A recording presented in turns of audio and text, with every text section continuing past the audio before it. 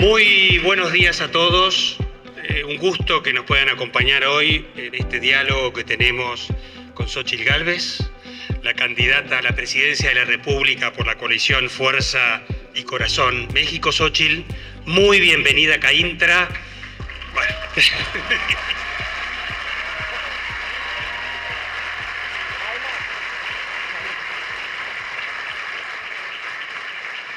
Sé que conoces bien CAINTRA, estuviste con nosotros en agosto pasado en un desayuno, ahí nos dio el presupuesto porque vino menos gente, hoy vino tanta gente que ya no tuvimos presupuesto para el desayuno, así que solo con cafecito, ¿no?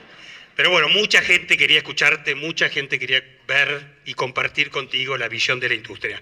Hoy están presentes, además de expresidentes de CAINTRA, todos los miembros del Consejo de CAINTRA y a los presidentes de las comisiones. CAINTRA tiene más de 20 comisiones y además muchos de los socios, ¿no? Y en adición quería destacar que también vinieron las otras asociaciones de empresarios que hay en Nuevo León. Está con nosotros, y acá me lo dijeron para que no me olvide de nadie, pero está Fernando Canales de Canaco, presidente de Canaco, que vino con todo su consejo. Gabriel Chapa, presidente de Coparmex, también vino con todo el consejo de Coparmex Nuevo León. A Bernardo, también lo vi por algún lado, Bernardo Sada, que es el presidente de Caprovi. Javier Treviño, presidente de Canadevi. Pedro Casas, el presidente de ANCHAM. Index, está Javier González, está del Consejo Cívico Perla Jiménez. O sea, todos los organismos empresariales de Nuevo León también vinieron aquí a escucharte en este diálogo, ¿no? Como verás, una audiencia muy nutrida. 2 minutos para que hagas refresco de tu memoria de lo que es CAINTRA. Como sabés, CAINTRA es la cámara que nuclea toda la industria de Nuevo León. Acabamos de tener nuestra asamblea de los 80 años, así que estamos un poquito viejitos ya. Pero somos 4.300 empresas que formamos CAINTRA. O sea, hay 4.300 socios que pagan una cuota en CAINTRA, probablemente la asociación más grande que tiene México de pago de cuotas. Y obviamente en CAINTRA están las empresas grandes de Monterrey, las conocidas, pero lo que muchos no saben es que el 80% de los socios de CAINTRA son pymes. Y entonces mucho esfuerzo de lo que hacemos como CAINTRA es cómo desarrollamos o cómo fortalecemos ese ecosistema tan único que hay con Nuevo León de pymes y lo llevamos también al resto de México. Un ejemplo, y voy a hacerlo muy rápido, de los miles que hacemos. El año pasado empezamos un programa que se llama Más Pymex, Más Pymes Mexicanas, MEX, con X. Entonces, Más Pymes Mexicanas. ¿No? Exactamente, X. Y la idea es que 12 empresas tractoras nos comprometimos, a ver cómo salía el programa, en comprarle un 1% más de nuestras compras a una pyme mexicana. El resultado fue extraordinario. En el 2023 incrementamos nuestras compras a pymes mexicanas en $600 millones, en 3.000 pymes.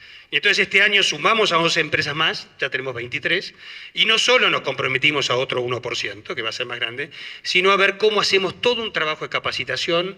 Estamos subsidiando las empresas grandes, las empresas tractoras, a que 3, 4, 5 directores generales de cada pyme se capaciten en el TEC, en el EGADE, hagan todo un programa muy entusiasta. Y esas son las cosas que hacemos en CAINTRA, con la convicción, porque ese sí es el verdadero foco, de que es a través de la industria, que es a través del desarrollo de la industria, que realmente un país sale y crece y tiene desarrollo económico. Estamos convencidos que el empleo industrial es la forma de tener movilidad social en México. Estamos convencidos de que la industria da más oportunidades, da mejores empleos, da más previsibilidad. Y eso es lo que queremos hablar contigo. Y por eso te agradecemos muchísimo este diálogo. Para todos vamos a empezar un diálogo con la candidata y después va a haber preguntas abiertas al público. La candidata me dijo que no hay ninguna pregunta, que cualquiera que se le quiera hacer, ¿no? La que tiene miedo es Sheinbaum, esa no viene a esto.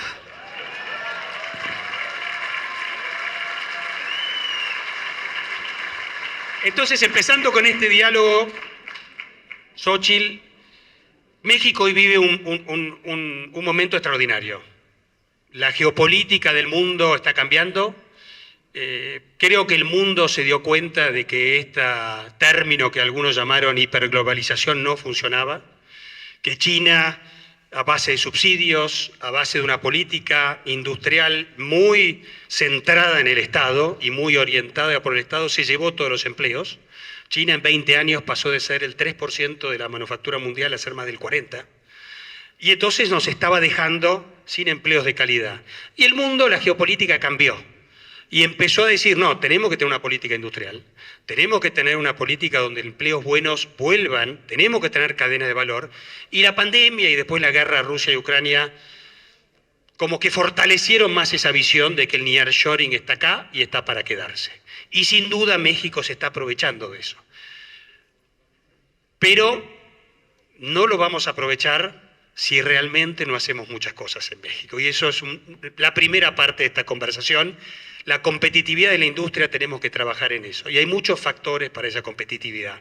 Entonces yo te quiero hacer algunas de estas preguntas, que son preguntas que tienen todos sus socios. ¿Cuál es tu plan en varios de los temas? Y el primero es seguridad.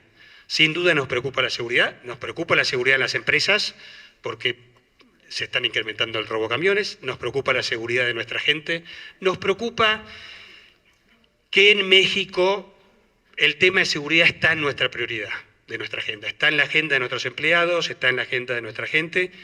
¿Cuál es tu plan? ¿Cómo estamos? Bienvenida, candidata. Bueno, pues antes que nada, muy buenos días, qué gusto saludarles. Estoy muy contenta de llegar aquí a la zona metropolitana de Monterrey. Vaya nata que tienen. Esa va a ser otra de las preguntas. Vaya nata, no se dan cuenta de, en la Ciudad de México llegó un punto donde se empezaron a morir los pajaritos cuando teníamos la refinería de Azcapotzalco, ¿se acuerdan de esa refinería? Y la gente se empezó a espantar cuando vio a los pajaritos morirse en el centro de la ciudad, se caían, están a poco tiempo si no hacen algo de resolver esta problemática.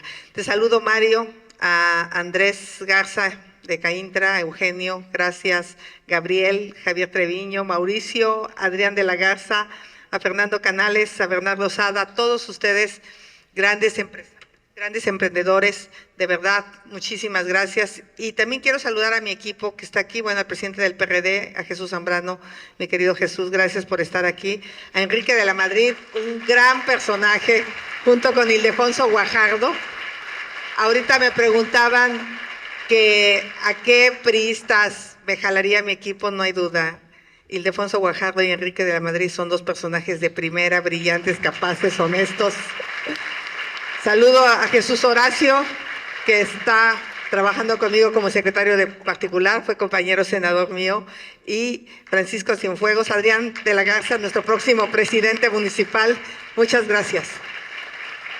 Quiero empezar diciéndoles, poniendo en la mesa, a ver, sí estamos viviendo un momento extraordinario a nivel mundial, pero es una estupidez que México no lo esté aprovechando. Es increíble, claro que hay crecimiento económico muy pequeño, pero claro que las inversiones extranjeras a nuestro país podrían ser mucho más grandes si hiciéramos la tarea. Estaba viendo una inversión hace unos días de una empresa de semiconductores que se va de Taiwán, se relocaliza en Arizona. Nada más esa empresa va a invertir 45,000 millones de dólares. Una empresa. O sea, imagínense que tengan una presidenta que sí le entienda a cómo resolver el tema de la pobreza. Quiero decirlo claramente. Por supuesto que primero los pobres para salir de la pobreza. Ese es el gran enfoque distinto al que yo le voy a dar a la política social de este país. Y hay 5 cosas que las voy a repetir rápidamente, no las voy a desarrollar, para que logremos que el nearshoring llegue a nuestro país. La primera tiene que ver con Estado de Derecho y que se acabe la extorsión a los empresarios por parte de la clase política. No es posible, no es posible que hoy tener una cita en el SAT sea casi algo histórico, porque para encontrarlas está difícil. 2, necesitamos, por supuesto, tener energía limpia y agua. Si no hay agua, no vamos a poder desarrollar varios proyectos. 3, capital humano. Sí tenemos que desarrollar más habilidades en nuestros jóvenes. 4, infraestructura. Necesitamos puerto nuevo en Manzanillo, necesitamos cruces fronterizos, necesitamos darle mantenimiento a nuestras carreteras, necesitamos un aeropuerto decente en la Ciudad de México, necesitamos invertir en infraestructura. Y 5, y por ahí voy a empezar, seguridad pública. Seguridad pública. Sin estas 5 cosas, México va a traer cachitos de nearshoring. Va a traer algunas inversiones que se amplían de las industrias que ya están en nuestro México. Pero si hacemos las 5 cosas que les acabo de plantear, podemos dar el salto a tener empleos bien pagados, pymes fuertes, sólidas, creciendo. En seguridad, tengan la certeza que se van a acabar los abrazos a los delincuentes. Tengan la certeza que van a tener a una presidenta valiente, echada para adelante. Pero tampoco vamos a apostarle a la violencia, al uso de la fuerza por el uso de la fuerza. Necesitamos inteligencia, capacidad, necesitamos buenas policías. Mi querido Adrián, vas a tener recursos para que ningún policía tuyo esté mal pagado, para que tengan seguridad social, para que tengan crédito de vivienda, para que tengan becas para sus hijos. En el TEC de Monterrey, en la UDEM o en la U de Nuevo León, que los hijos de los policías sean personas que le permitan al papá sentirse orgulloso y decir, si me entrego a la delincuencia, mi hijo va a perder la oportunidad de salir adelante. Eso es lo que hace Coahuila, eso es lo que está haciendo Yucatán. Por eso son los 2 estados más seguros del país. 2. Yo sí creo en el federalismo y de una vez le digo a Samuel, conmigo le va a ir mejor. ¿Por qué? No más que si gaste bien la lana. Este gobierno dejó de gastar en seguridad pública el año pasado 50,000 millones de pesos de su ejercicio. Cuando tienes un país sumido en la violencia y 240,000 millones en salud en los últimos 5 años. Esos son los desvíos reales, ya cuantificados del gobierno, y se han ido a las obras faraónicas. A esas como 2 Bocas para que nadie tenga un depa aquí en San Pedro, ¿no? Esas de la corrupción, ahí se ha ido el dinero público. Así es que nosotros le vamos a apostar a 3 cosas importantes: a la seguridad pública, a la salud pública y a la educación pública. Eso es indispensable para que el país crezca. Y en seguridad, desmilitarizamos el país de la Guardia Nacional, mando civil y los militares a apoyar la seguridad nacional. Por supuesto que los militares nos tienen que ayudar a recuperar el territorio que está en manos de la delincuencia organizada. De acuerdo al Comando Norte, el 35% del territorio hoy en México está en manos de la delincuencia. Ahí es donde tenemos que meter al ejército, a trabajar con muchísima inteligencia, desmantelar bandas de criminales, desmantelar bandas que extorsionan, que cobran piso, y las policías municipales fuertes, policías estatales fuertes, recursos para la seguridad pública, muchísima tecnología, muchísima inteligencia, buen equipamiento, y claro que le vamos a ganar los delincuentes la batalla. Van a tener una presidenta que va a poner en primer lugar al tema de la seguridad. La señora Sheinbaum lo que ofrece es continuidad, que sigan los abrazos a los delincuentes, que siga, pues ahora sí que los delincuentes sigan haciendo de las suyas, porque dice que México está mejor que nunca. 180,000 personas asesinadas. Aquí lo que ha pasado en Nuevo León es preocupante. Nuevo León iba bien y va a retomar el camino Nuevo León del lado de una mujer que va a cuidar a las mujeres y a los hombres de Nuevo León.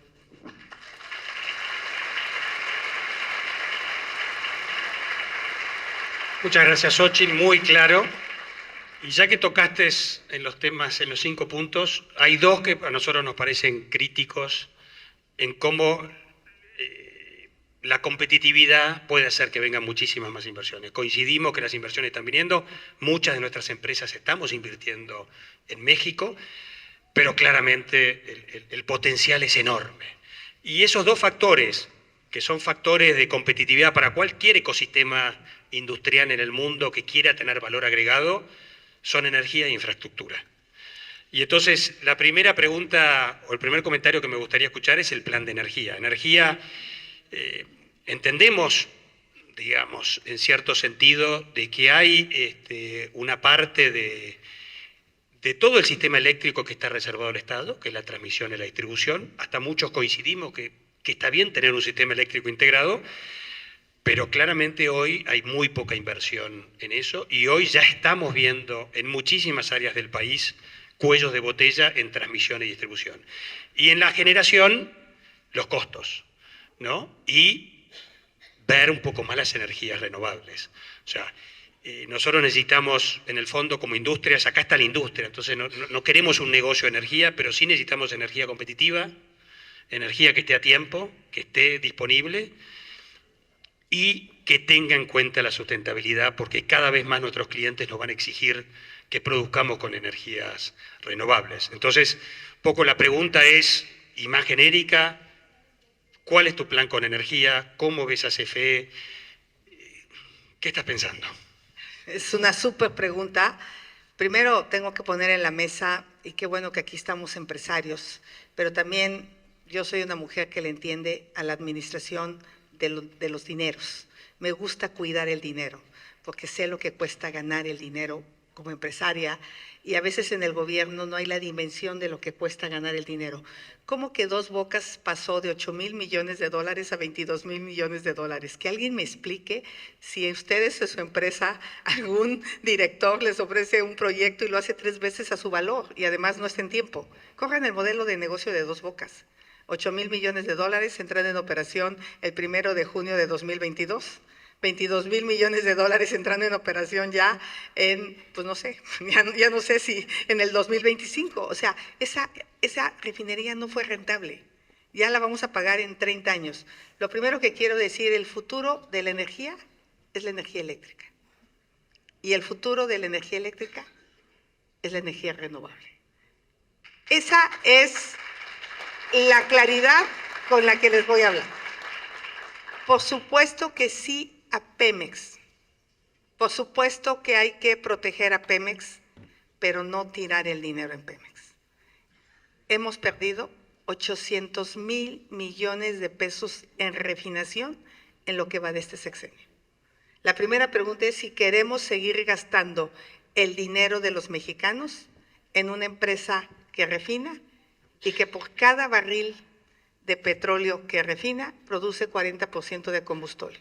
Hoy producimos más combustible que gasolina. Ahora que se presume tanto el precio del dólar, pues la gasolina en Estados Unidos está a 12, 13 pesos. Y aquí la vi anoche a casi 24 pesos. Digo, si realmente tenemos dólar barato, pues que nos den gasolina barata, porque el 70% de la gasolina la estamos importando. Ahí hay un problema. Estamos refinando caro, estamos produciendo caro y estamos perdiendo dinero. ¿Qué diría yo? Necesitamos hacer un modelo de negocio en Pemex que la vuelva rentable. Y en la Constitución está claramente la posibilidad de inversión privada para exploración, donde Pemex genera dinero. Pero hoy Pemex produce menos petróleo que cuando llegó esta administración. Pero también Pemex puede en su nombre llevar el nombre de Petróleo y Energía Mexicana. Todas las empresas petroleras en el mundo se están actualizando. ¿Por qué Pemex no? Pemex puede entrar a geotermia, Pemex puede entrar a captura de carbón, Pemex puede entrar a hidrógeno, puede entrar a cogeneración. Si realmente le metemos coquizadoras a Tula, podríamos con esa energía producir electricidad y subirse al mercado, que le venda al mercado energía limpia, porque esa es energía limpia. Y la CFE es buena para transmitir y es lo único que no ha hecho, líneas de transmisión. Es mala para generar, pierde dinero en generar. Entonces que el empresario regrese en las subastas de energía. ¿Por qué solo el empresario que puede tener acceso al mercado eléctrico mayorista puede acceder hoy a energía barata? ¿Qué pasa con ustedes, los pequeños y medianos empresarios que necesitan arriba de 500K y menos de 1 mega? Están en el limbo. No pueden tener energía exenta. Bueno, eso es muy técnico, pero algunos sí me están entendiendo, que es energía sin permiso. Yo subiría la capacidad de la energía exenta. Yo les permitiría a muchos pequeños y medianos empresarios que generen su energía barata. Primero, porque eso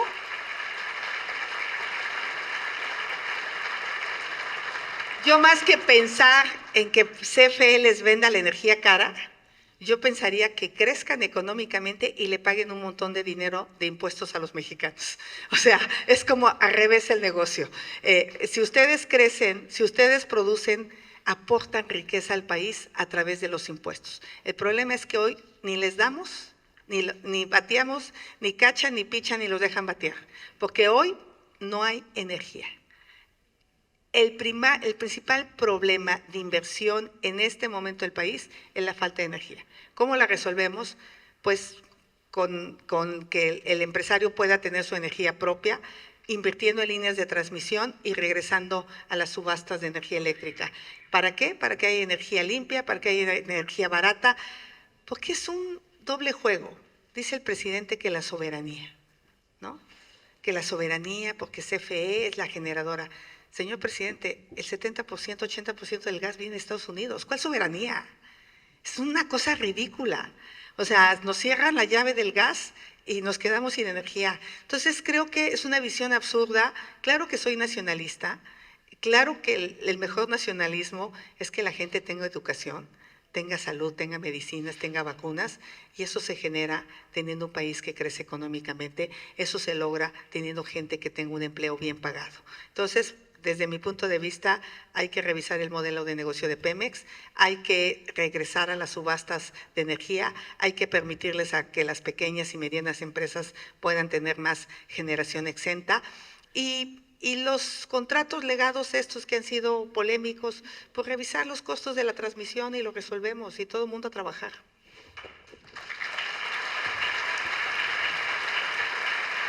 No podemos más que coincidir. Y el segundo es infraestructura. Infraestructura en un contexto donde claramente en esta regionalización y nearshoring que está pasando, la región Norteamérica es la que se va a fortalecer. Y entonces vemos muy poco, y vamos a ser justos, no solo de este sexenio, muy poca inversión en lo que es esa infraestructura para fortalecer el Tratado de Libre Comercio, para fortalecer el comercio en el TEMEC.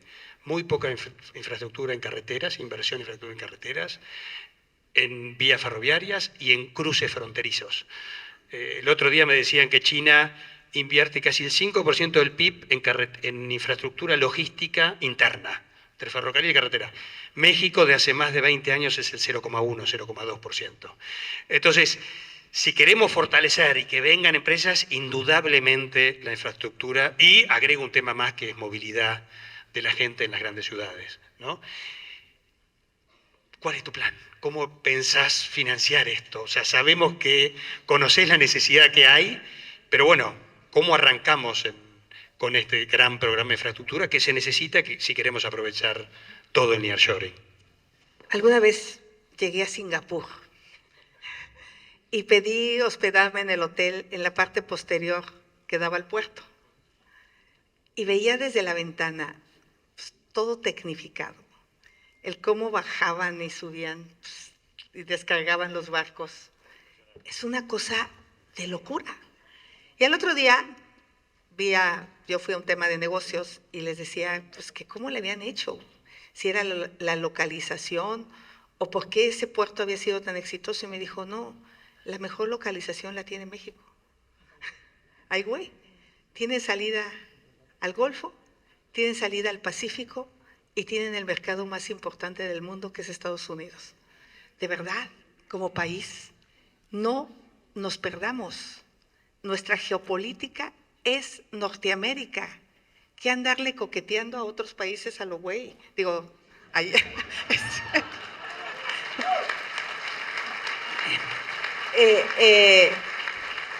Entonces, si tenemos claro cuál es nuestro mercado, si tenemos claro dónde estamos ubicados en el mapa, que es Norteamérica, ¿qué vamos a hacer para lograr esto?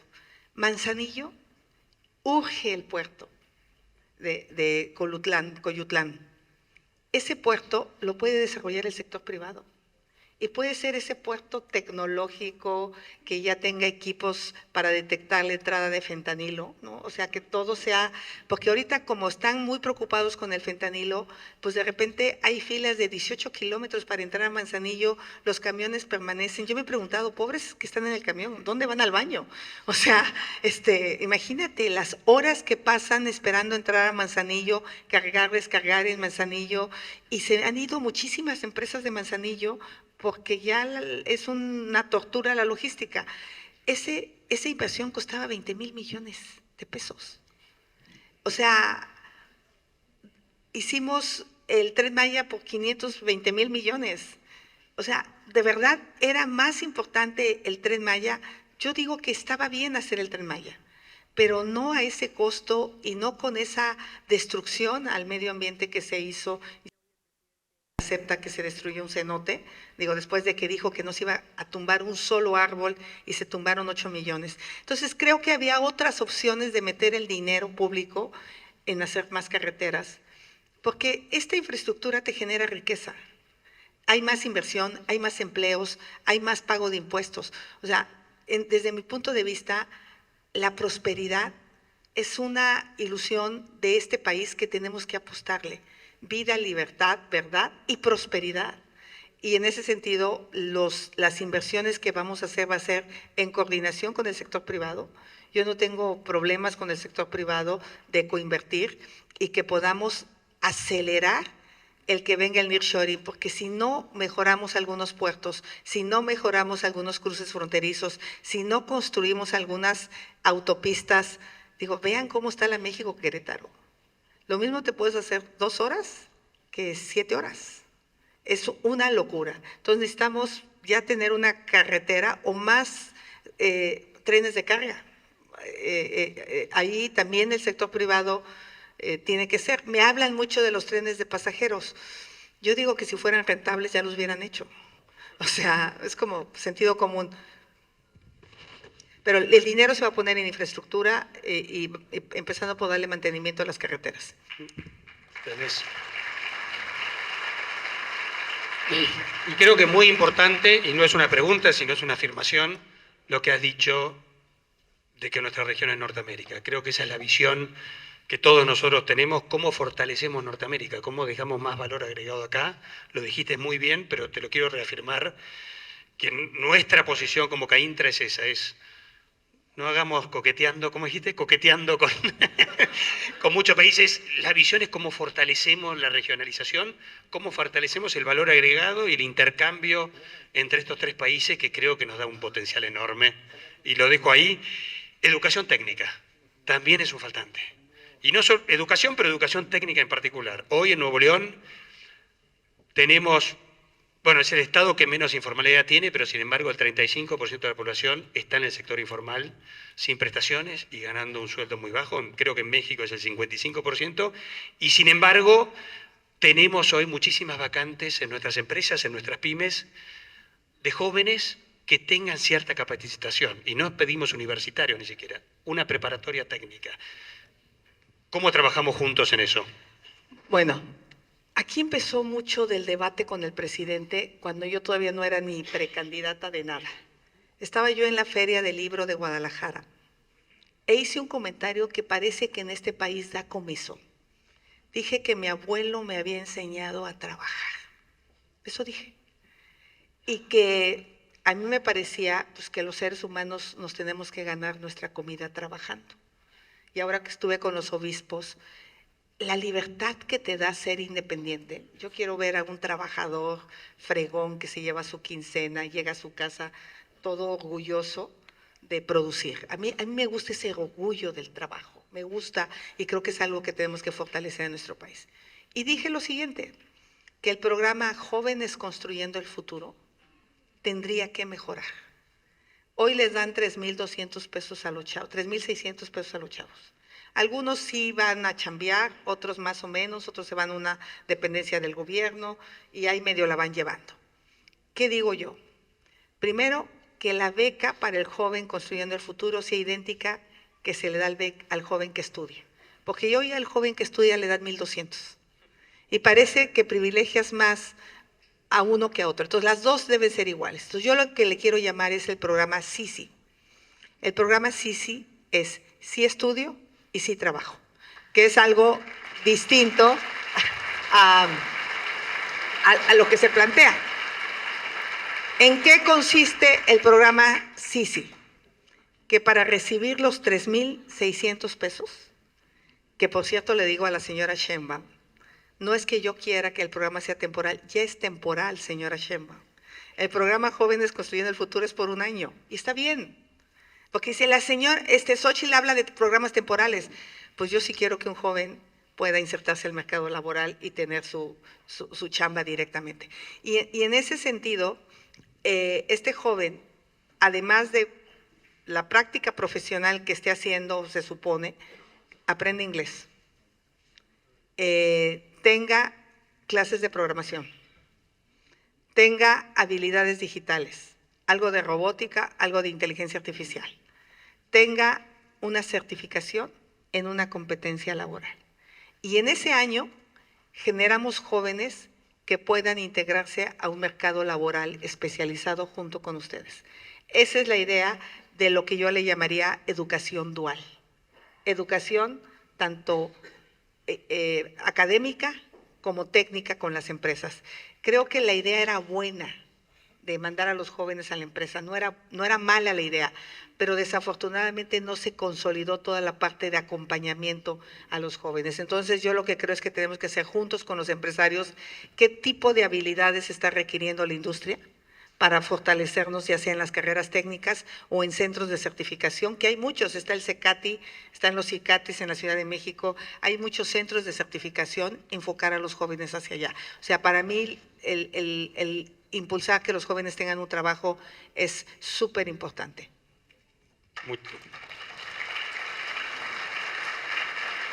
Muchas gracias y aparte, si te podemos dejar una cosa de pedido, ¿sí? O la primera es que en tu gobierno sí se le dé prioridad a la educación técnica. Creemos que es la mejor manera de realmente hacer movilidad social, que tanto necesita el país sin duda, pero es a través de la educación y en particular, dada toda esta oportunidad de la educación técnica, creo que todos tenemos que fortalecer ese camino.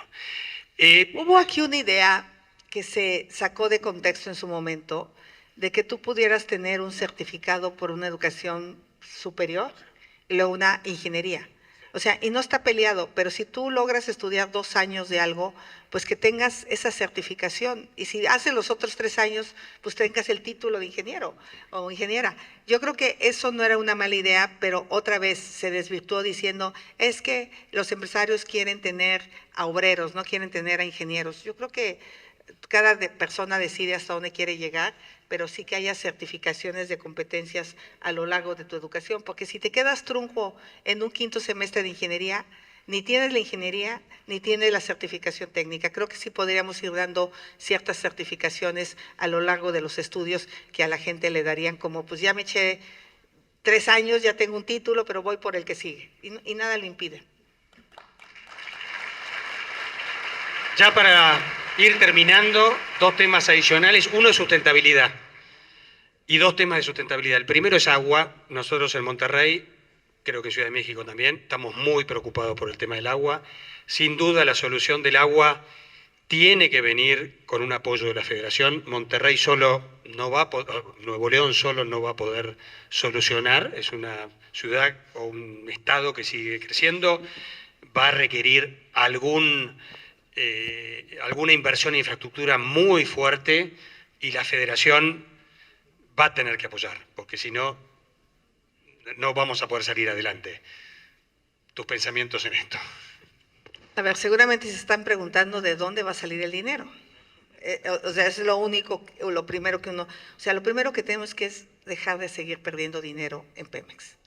Todo este proyecto sí pasa por hacer a Pemex una empresa eficiente, una empresa rentable, porque mientras gran parte del dinero público se esté yendo a Pemex, pues no tenemos dinero para agua, no tenemos dinero para salud, no tenemos dinero para educación, no tenemos dinero para seguridad pública. Entonces, definitivamente, esta pérdida fiscal que hemos tenido con Pemex la tenemos que corregir, si no, nada más el boquete se va a hacer mucho más grande y las finanzas públicas en el país realmente se pueden comprometer.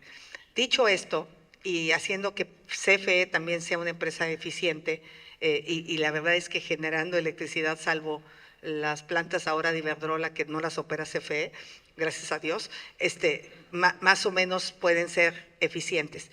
En ese sentido, sí les quiero decir que he dedicado 30 años de mi vida a estudiar el tema del agua. De hecho, a lo que yo me dedico como ingeniera, pues es una empresa de temas de sustentabilidad desde hace 32 años e insisto, se me quiere estigmatizar porque soy una empresaria. Claudia intentó en el debate decir, es que yo vivo en un departamento rentado y tú vives en una casa. Digo, para mí el tener un patrimonio debe ser un derecho de todos los mexicanos, no un privilegio. Y de una vez le digo a la Canadevi, vamos a hacer el programa más ambicioso de vivienda, porque yo quiero que todos los mexicanos tengan un patrimonio. Yo quiero que los mexicanos puedan sentirse orgullosos de tener una casa propia y que no sea una vergüenza, aunque ya se lo el peine. La señora Sheinbaum tenía 4 propiedades en 18. O es mala administradora, aguas, porque hoy no tiene nada. O sea, hoy es su declaración actual. Pero es este rollo de yo solo tengo 200 pesos en la bolsa. Pareciera que tener una propiedad es un delito. Entonces se los digo, sí soy empresaria, mi esposo es empresario, pero ¿qué prefieren? ¿Un esposo trabajador o un ex esposo que se robaba el dinero en bolsas ahí en la Ahumada con el IMAS, ¿no? No, pues no, o sea, yo creo que no hay que tenerle miedo a ser empresario honesto. Y los puedo mirar a los ojos a todos y decirles, yo no me he robado un centavo nunca en mi vida. Y eso sí es importante que quede claro, porque se trata de estigmatizar. Entonces, mi empresa tiene que ver con temas ambientales, por eso le entiendo tanto al tema de la energía, por eso le entiendo tanto al tema del agua, porque tengo 32 años como ingeniera dedicada a esto. Agua hay. Lo que necesita este país es una cabeza que le entienda al ciclo del agua. Y les voy a decir cuál es la solución para el agua. La solución para el agua empieza por fortalecer nuestros bosques, ahí donde se genera la lluvia. Ahí tenemos que trabajarle duro en no deforestar, en reforestar. 2, hay que tecnificar el campo. Si no tecnificamos el campo, no va a haber suficiente agua. 3,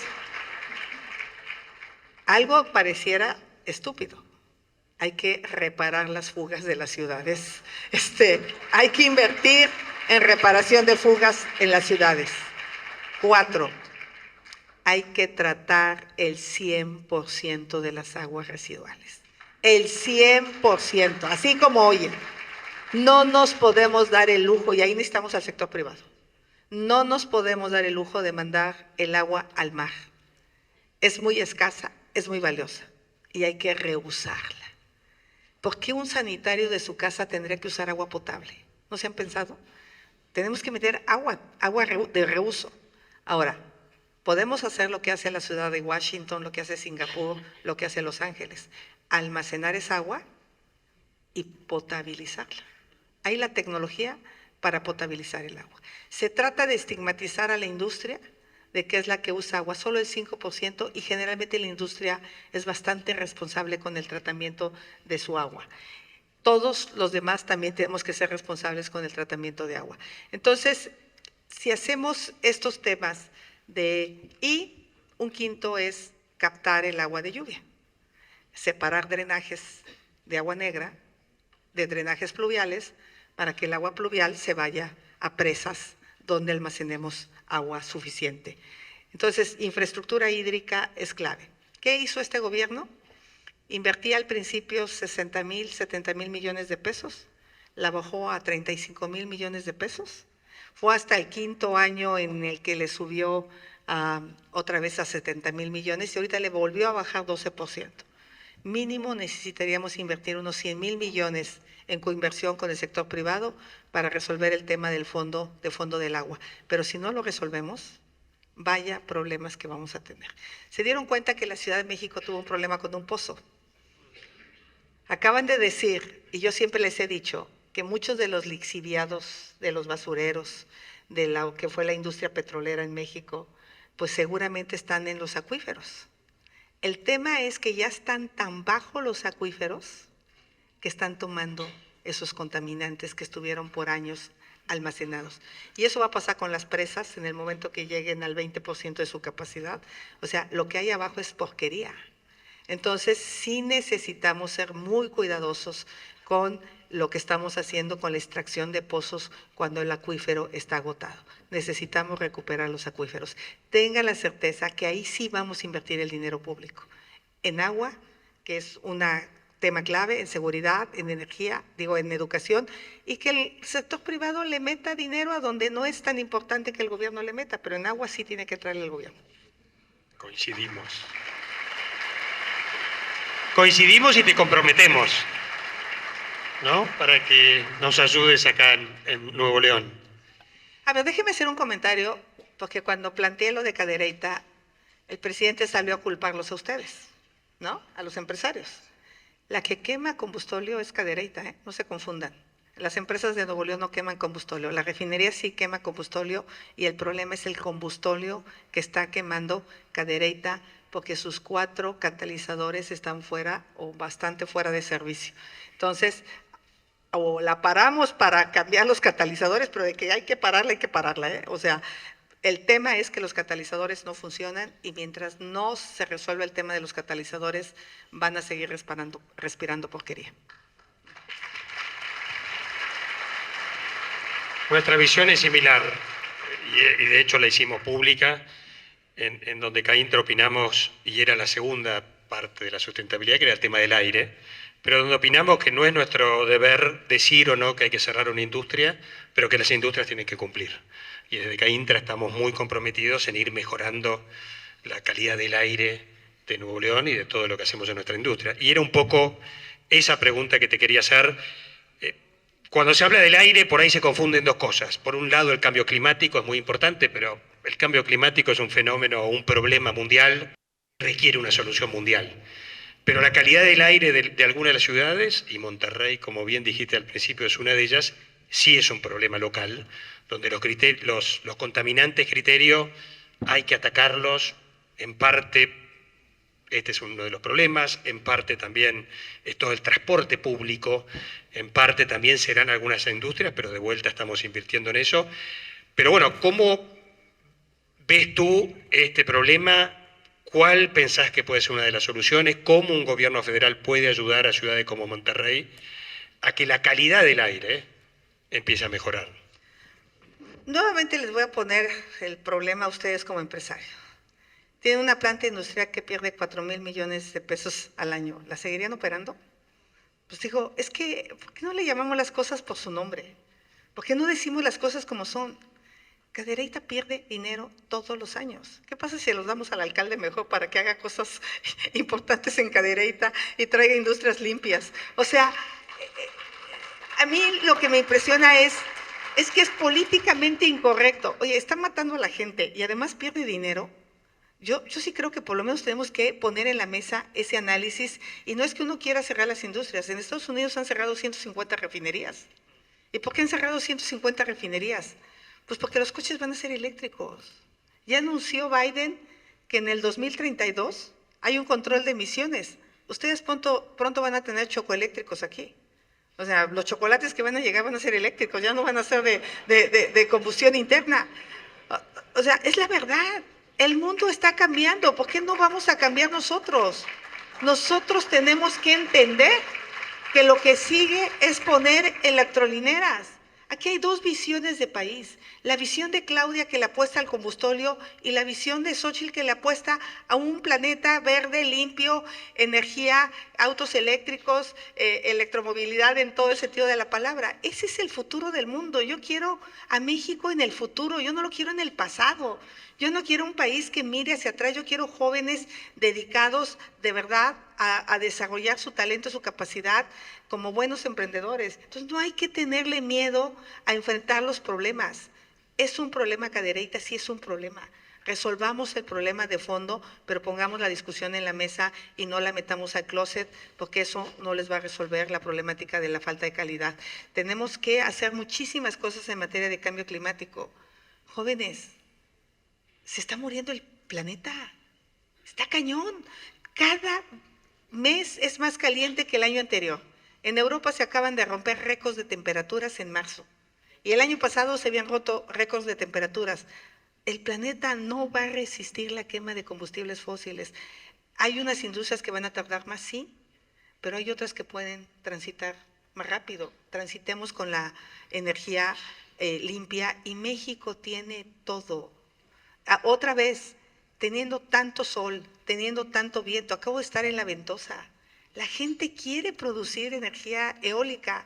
Hagamos la línea de conducción de La Ventosa al centro del país y traigamos energía limpia y barata y vamos a ser más competitivos y vamos a tener un atractivo de inversión del mundo. Porque decir, mira, México tiene capital humano, es seguro, tiene infraestructura y además tiene energía limpia. Claro que podemos ser el destino de las inversiones. Yo sí me veo ahí. Yo me veo en un México próspero. Yo sin miedo al éxito, no le tengamos miedo al éxito como país.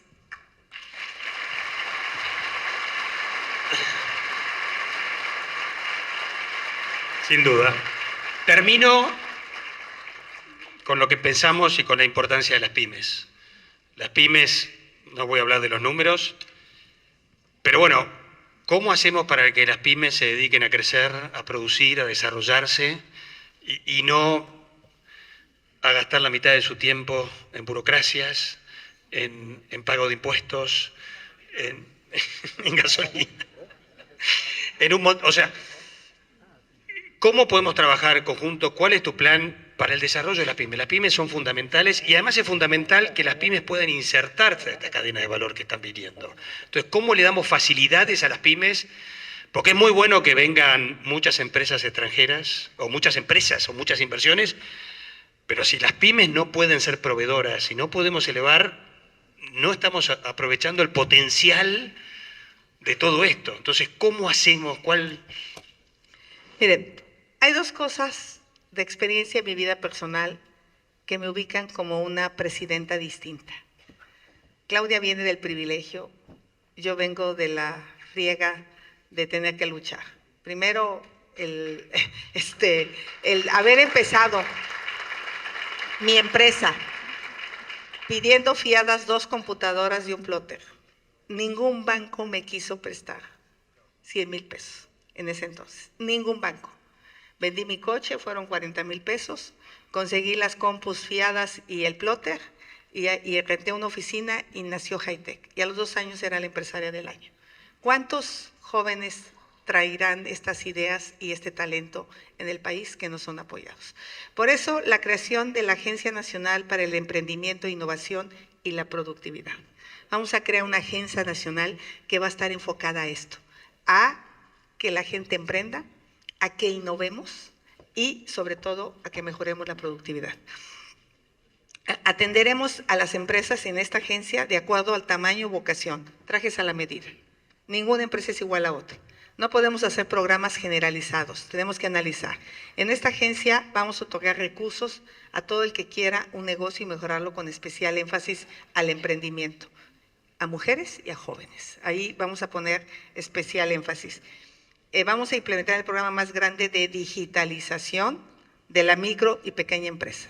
Esta agencia va a trabajar con las empresas y el siguiente punto es diseñar e implementar una política industrial para vincular a las pequeñas empresas con las grandes cadenas productivas, fortaleciendo los clústeres regionales. Eso que ustedes hacen lo vamos a hacer juntos. No lo van a hacer solos, lo van a hacer con el gobierno, le vamos a meter recursos para implementar cómo vinculamos a las pequeñas y medianas empresas que ya están hacia los clústeres. 3, les vamos a simplificar los trámites en el SAT y en todas las dependencias de gobierno.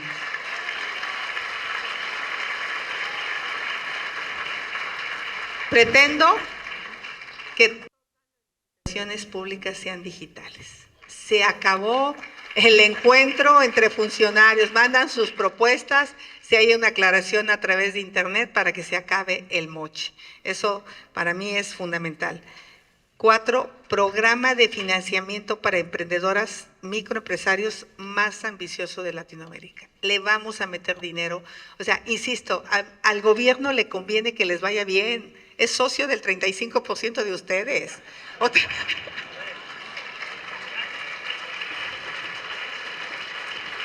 De verdad, es que hay que ser muy güey para no entender eso. O sea, de verdad. Y 5, un nuevo ecosistema de emprendimiento. Mi compromiso es migrar a la economía del conocimiento. O sea, para mí, el México del futuro tiene que ver con la economía del conocimiento. Está bien la maquila, está bien la manufactura, pero nuestra aspiración para tener empleos bien pagados en este país es irnos hacia el mundo del conocimiento. Por lo tanto, CONACYT tendrá que recuperar sus inversiones con el sector público y privado, becas para impulsar esta economía del conocimiento. Irma, Aide, ¿dónde están?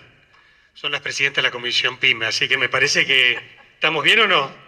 ¿Sí? Bueno, dicen que sí. Tengo que darle reconocimiento a Enrique, porque todo esto ha sido producto de las mesas de trabajo que Enrique de la Madrid ha encabezado.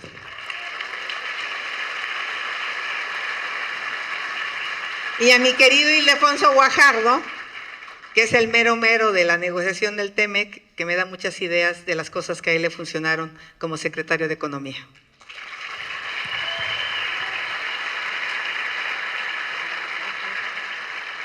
Muy amigos de la casa, así que ambos. Yo creo que abrimos a preguntas del público con el compromiso que son preguntas al estilo regio. No más de un minuto, por favor. ¿No? ¿No? Allá. Irma, vamos a empezar con pymes. Irma. Yo quiero profundizar en los temas que bien habló Max. Tú iniciaste el diálogo diciendo que era una tontería que no aprovecháramos el tema, el nearshoring. En efecto, le veo dos caminos y uno es, nos interesaría mucho hablar sobre la informalidad, lo mencionó Max, el 50% pagamos por ese 50% que no paga. Entonces, si fuera justo, estaríamos en otro país, sin duda, por un lado. Y el segundo punto y el que nos va a llegar a las pymes a crecer es la exportación. Y hoy es un dolor de cabeza exportar más a las empresas más pequeñas. Entonces, debiéramos de hacer un camino distinto para poder exportar y que las pymes puedan crecer. Y por ahí.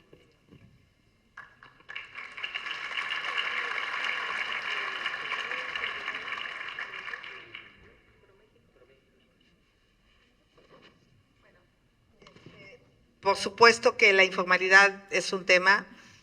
Entre más está al norte del país, más formalidad hay. Puede ser un 80-20, no sé cómo anda aquí en Nuevo León, 30-70, y en el sur es 70-30, justamente porque pues, no se incentiva. Nosotros creemos que con el programa de seguridad social que queremos implementar a nivel nacional, donde está el tema de la pensión, donde está el tema de el acceso a salud, el acceso a vivienda, que son 3 temas, y al Sistema Nacional de Cuidados, son los 4 temas que incluyen todo este programa de cobertura social en los mexicanos. Uno de los requisitos tiene que ser, pues al menos tu formalidad, que tengas tu tarjeta de entrada a este programa, sí tiene que ser empezar a hacerte formal. Yo platico una experiencia en la Miguel Hidalgo. El comercio informal lo cobraban coyotes. Había ingresos hasta de 2 millones de pesos a la semana para el funcionario que estaba a cargo de vía pública. Hice toda una investigación, traté de lograr cómo resolverlo y lo resolvimos con permisos. La alcaldía metió 50 millones de pesos al año en cobrar los permisos de venta en vía pública. Entonces, esa es una pequeña contribución con la que los municipios podrían empezar a tener ingresos y no solo depender del gobierno federal o estatal. Y también podríamos empezar a hacer aportaciones económicas a cambio de tener la tarjeta Mi Salud, la tarjeta universal de beca para sus hijos, que ese es otro de los planteamientos que estamos haciendo, beca universal. Y creo que tendría que pasar por ir formalizando la economía, si no, pues no vamos a ampliar. Y segundo, pues el regreso o algo similar a lo que fue ProMéxico. ProMéxico ayudaba mucho a la exportación.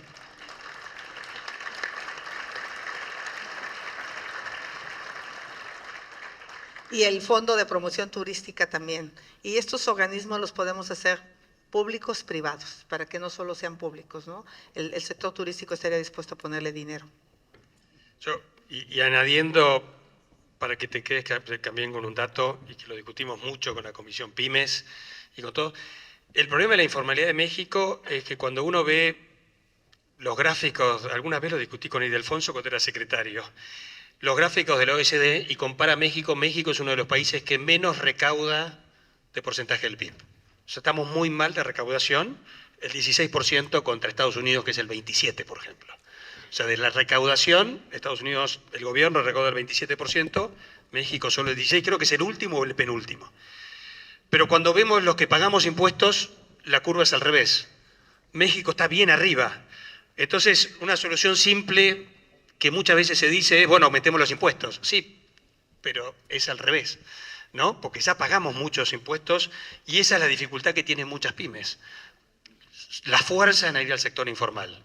Entonces, ver la manera de cómo hacemos una política que sea más fácil ser formal. Hay que ir hacia mejorar o darle más.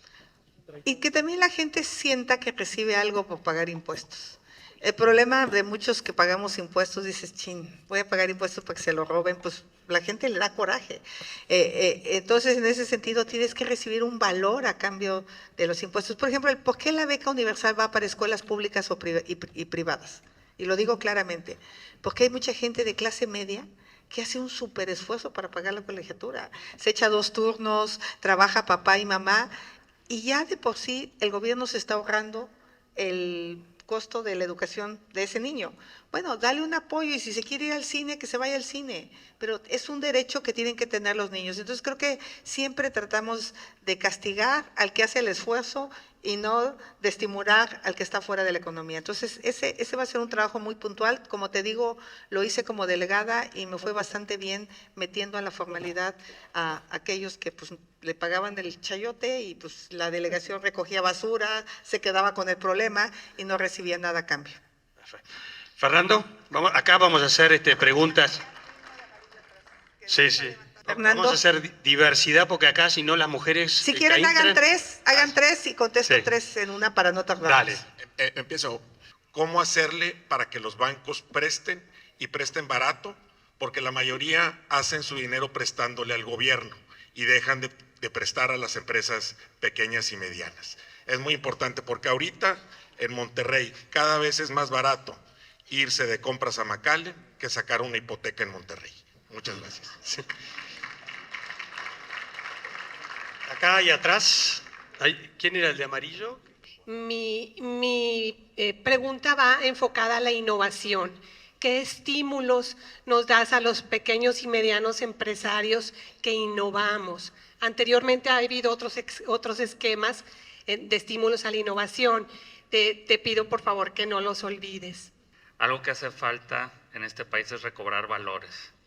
Y ahorita mencionaste algunos, pero los mencionaste muy rápido. Dijiste vida, libertad, verdad y prosperidad. Yo creo que son 4 valores fundamentales. 180,000 muertes que al parecer no le importan a nadie. Verdades que ahora resulta que hay verdades diferentes dependiendo quién la diga. Y prosperidad que bien dijiste que hoy está siendo castigada. Entonces, no sé si puedes elaborar un poco más cómo mandar ese mensaje hoy que estás en campaña con esta aspiración que estamos contentos de tenerte, pero sobre todo cómo implementarlo una vez que tengas la responsabilidad. Muchas gracias. Vamos por la cuarta. Buenos días, Xochitl. Mire, es muy específico. Uno es proveedor de la dependencia de Pemex.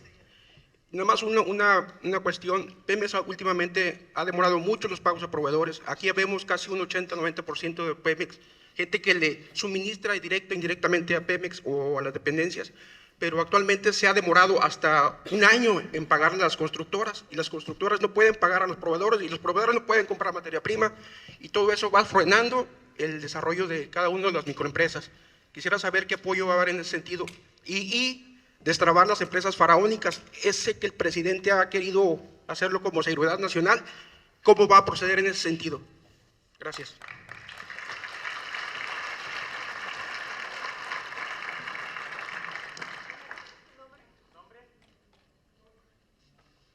Mi nombre es Juan Carlos Ferral, ingeniero Juan Carlos Ferral. Le voy a decir el nombre por si va a buscar, de la empresa Grupo Reiber de México. Gracias. Fernando, pues obviamente sí traemos una bronca financiera en el país real. El exceso de gasto en las obras faraónicas ha metido en un brete al gobierno, aunque no lo diga. Este análisis que hicimos de los gastos de salud, de cómo salen del sector salud, se van a un fideicomiso de gastos catastróficos. Y el siguiente año del fideicomiso de gastos catastróficos salen a obras que no se sabe ni siquiera a dónde se van. Sumamos 240,000 millones. Y todo esto me supongo que es para financiar muchos de estos caprichos presidenciales que dejan de invertir en lo que tiene que ser como la devolución de impuestos. Ahorita, como se tuvo que adelantar el pago de las pensiones para que obviamente la gente esté contenta para la elección, pues seguramente no hay dinero para muchas otras cosas en el gobierno. Y cuando presumen que hay un dólar barato, pues también les digo, pues cómo no, si hay una tasa de interés de 11%, pues no hay manera de competirle esa tasa de interés. ¿Quién va a querer arriesgar en una inversión que te dé el 5 o 7% si bien te va? Entonces, mientras haya una tasa de interés tan alta, no va a haber recursos para el financiamiento a la micro, a la pequeña empresa. Ahí lo que queremos hacer, la siguiente pregunta fue de, aquí, no, acá nuestra amiga, no, Laura. Laura, obviamente la agencia se llama Agencia Nacional para el Emprendimiento, la Innovación y la Productividad. O sea, esta agencia va a cubrir los 3 temas y un tema para mí importantísimo es la innovación. O sea, sí visualizo un México con innovación. Y Mauricio, estos 4 valores, vida, es otra de las… Voy a sacar una lista de las 15 cosas que Claudia no respondió en el debate, empezando por su responsabilidad en el colegio Repsamen. Ella era delegada, ese colegio no tenía protección civil y se lo notificó a la dueña y no clausuró. Eso se llama ineptitud. Y en el caso de la línea 12, DNB dijo claramente que el metro se cayó, entre otras cosas, por la falta de mantenimiento. 52 personas muertas, eso se llama negligencia criminal, lo niegue como lo niegue. El valor de la vida se ha perdido, no hay nadie en la cárcel por el metro. 800,000 personas murieron de COVID.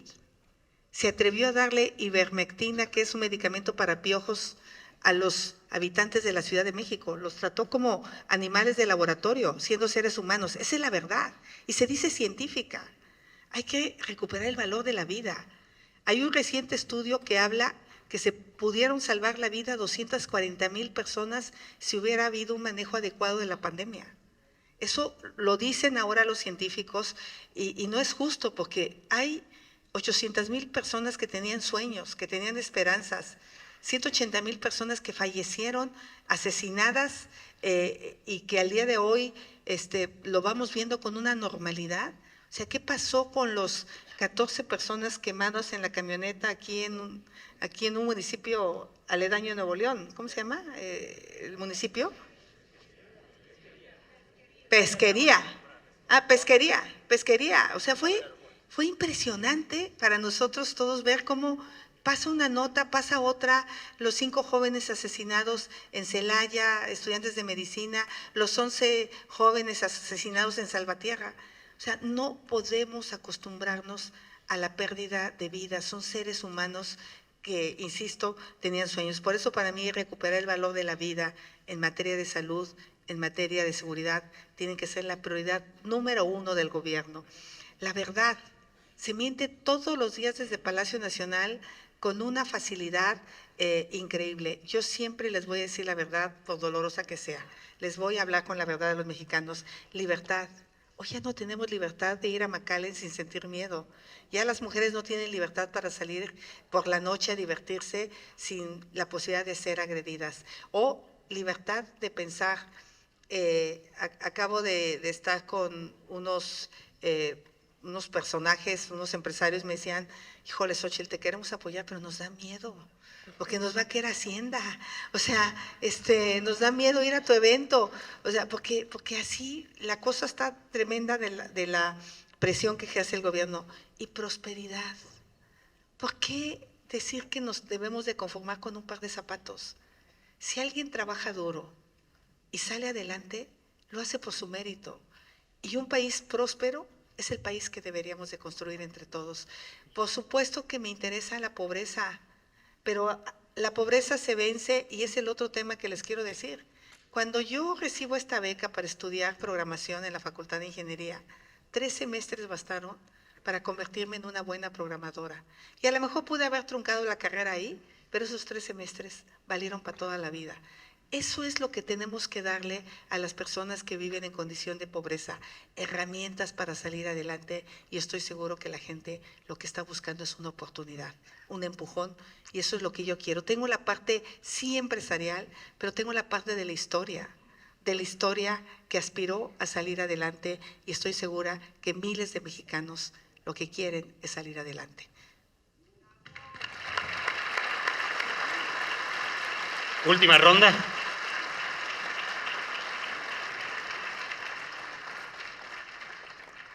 Última ronda. La de amarillo ya fue la de Pemex. ¿No? Aide primero, porque estaba levantando la mano hace rato. Allá hay otros parados. Acá también. Bueno, elijan alguno. Son 3. Los micrófonos. Aide. Hola, ¿qué tal? Buen día, bienvenida.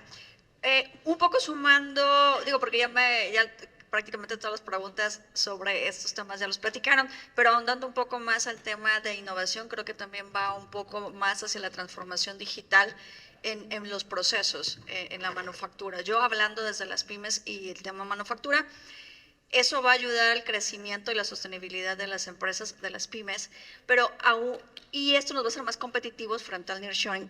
Yo tengo una preocupación y es si tiene dentro de sus iniciativas algo que nos blinde ante la competencia desleal de empresas asiáticas que están llegando al país, porque obviamente a las pymes, si no tenemos una transformación digital apropiada, el estímulo para transformarnos digitalmente, hacernos competitivas, y sabiendo que muchas empresas asiáticas que llegan al país traen estímulos muy competitivos, ¿qué vamos a hacer aquí? ¿Qué podríamos hacer al respecto para que las pymes pues sean mucho más, se fortalezcan, y también esto fomenta la exportación?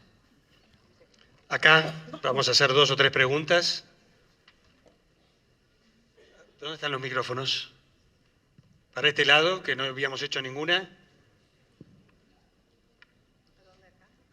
Acá hay varias. A ver, hagan rápido 2 o 3, muy rápido.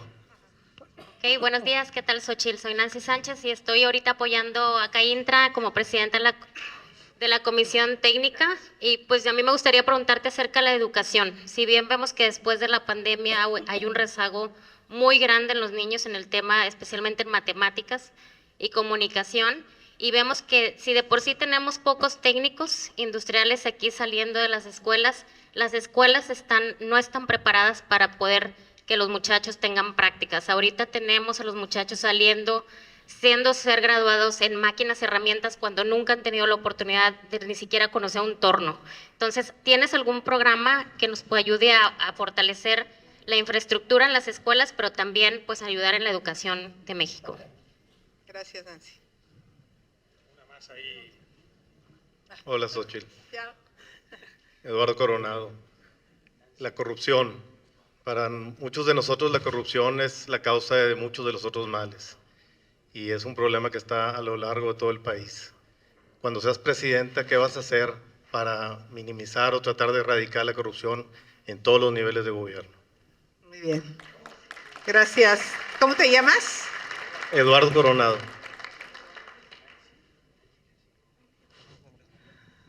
A ver, Aide, pues definitivamente apoyar que las pequeñas y medianas empresas puedan ser competitivas, y yo creo que sí hay que ponerle el pie duro aquellas importaciones ilegales, corruptas y que están haciendo dumping, porque si vienen productos como ahorita está pasando con los autos chinos, y que el gobierno otra vez se hace tarugo para no pelearse con este socio comercial y no defiende a la industria automotriz en México, que invierte, que genera empleos, me parece que es inadecuado. Entonces, las dos cosas, apoyar a las pequeñas empresas y defender a la industria mexicana a donde tope. Nancy, el tema de educación, obviamente los laboratorios están abandonados.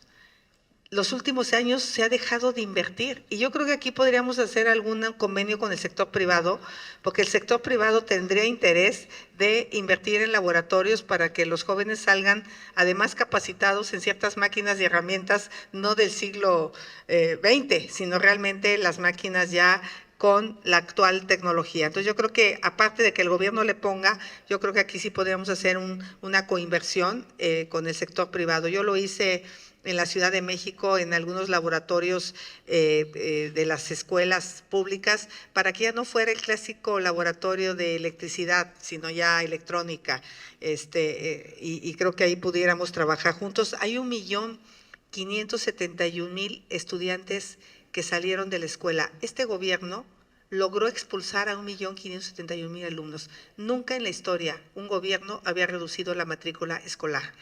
Es una tragedia lo que está pasando con los estudiantes, por eso vamos por la beca universal. Y Eduardo, corrupción. Como senadora yo hice 33 denuncias. Te aseguro que al compañero de Pemex, y le voy a contestar porque qué vamos a hacer con el tema de los pagos, te aseguro que Baker Hughes sí cobró, porque ahí vivía el hijo del presidente en la Casa Gris.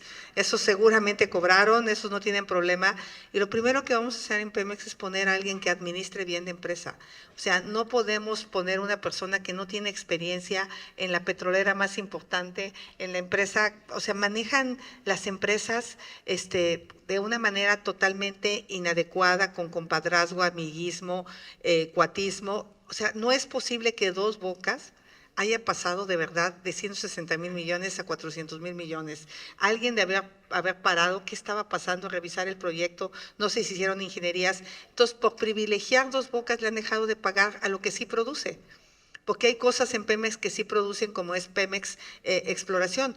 Hoy vi una nota que me aterró del derrame que hubo otra vez en Campeche, que lo descubrió un satélite hasta que explotó el petróleo. Hasta que explotó y mató a un trabajador de Pemex, y eso me lo dijeron ahora que estuve en Ciudad del Carmen, en Campeche, la cantidad de empresas que están quebrando por la falta de pagos de Pemex. Entonces, le damos dinero, está endeudada y ni siquiera le paga a sus proveedores, hay una tragedia en esa empresa y sí tenemos que revisarlo. Yo me comprometo a que llegando de presidenta vamos a revisar y vamos a hacer eficiente a Pemex. Le vamos a hacer un modelo de negocio que sí la haga productiva, para que no siga sangrando a ustedes y sangrando las finanzas públicas. Y para la corrupción he planteado 3 cosas. Funcionarios honestos, pero no solo decir funcionarios honestos. Todo mi gabinete se va a someter a una evolución patrimonial. Todos los integrantes tendrán que decir de dónde salió lo que tienen, y si no hay una garantía que salió de una manera ética, pues no pueden trabajar. O sea, de verdad, yo me puedo someter a esa evolución patrimonial, yo puedo decir lo que tengo es producto de mi trabajo como empresario, como funcionaria pública, y eso es muy sencillo hacerlo. ¿Qué es lo que yo le reté a Bartlett a hacer con sus 20 casas y sus 30 empresas? Que se sometiera a una evolución patrimonial. 2, ser una caja de cristal. Que todo sea público, todo. Y cuando digo todo, todo, salvo lo estrictamente de seguridad nacional, que es cosa menor, pero el Tren Maya tiene que ser público, Dos Bocas tiene que ser público, todo lo que se gastó en el AIFA, así lo hayan hecho los militares, se tiene que hacer público. Ya nos enteramos ayer por Carlos Loret que ya hay coroneles y generales metidos en la corrupción. Eso no es bueno para el ejército. El ejército es una gran institución como para empezarla a enlodar en la corrupción, y ahí la responsabilidad es el presidente. Nosotros se lo dijimos que no estaba bien soltarles tantas obras porque el prestigio del ejército puede sufrir y eso no me parece justo. Y 3, lo que yo estoy planteando finalmente es que las 4 instituciones que tienen que ver con la impunidad, revisemos sus nombramientos. 1, la Fiscalía General de la República tiene que tener un fiscal verdaderamente autónomo. El INAI, los comisionados tienen que ser autónomos y tienen que tener dientes. La Auditoría Superior de la Federación tiene que ser una institución que pueda llevar a la justicia a algún funcionario corrupto, porque hoy ni siquiera audita, está grave lo que está pasando en la Auditoría Superior de la Federación. Y la Suprema Corte de Justicia, la propuesta que yo hago de estos 4 entes es que haya un concurso para elegir a los titulares, que sean instituciones académicas, que sean organismos, barra de abogados, organismos de la sociedad civil, los que hagan la propuesta después de una rigurosa evaluación, y que a partir de ahí la presidenta tome de los 6 que le entreguen 3, y los 3 ministros o un ministro que vayamos a nombrar no sean ni cuates ni pertenezcan a cuotas, que realmente le respondan a los ciudadanos para que de una vez por todas le demos en la torre a la corrupción. Ese es mi compromiso. No tenemos más tiempo. Me están haciendo todas las señas de que ya te tienes que ir. Les voy a dar un correo electrónico, xochitlgalvez@gmail.com, y de verdad mándenme sus preguntas y con todo gusto se las contesto. Muchas gracias. Gracias. Xóchitl, A votar este 2 de junio. muchísimas gracias. Un placer tenerte acá y te vamos a entregar. Esto es una agenda de nuestro desarrollo industrial. Así que muchas gracias. Gracias a todos.